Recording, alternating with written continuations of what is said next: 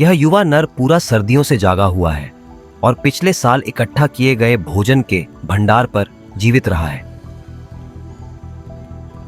उसके लिए गर्मी का मौसम जल्दी आने वाला है।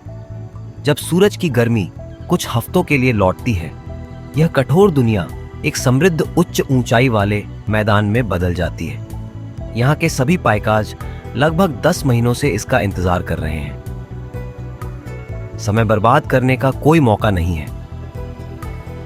अब उन्हें जितनी जल्दी हो सके उतना खाना इकट्ठा करना है, लेकिन उनमें से कुछ जल्दी में नहीं लगते, जैसे कि वे सही समय का इंतजार कर रहे हों। बाकी के पाइकाज बिना रुके पत्तियां जमा कर रहे हैं। वे घास के ढेर बनाते हैं और इसमें काफी मेहनत लगती है।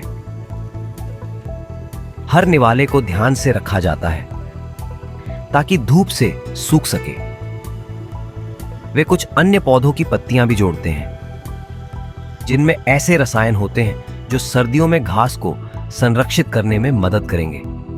एक ठीक ठाक बड़ा घास का ढेर बनाने के लिए 11,000 बार तक आना जाना पड़ सकता है और फिर उसे पड़ोसियों से बचाकर रखना होता है, जो मौका पाते ही चोरी कर लेते हैं। मौसम बदलने के संकेत दे रहा है, इसलिए अब चलने का समय है।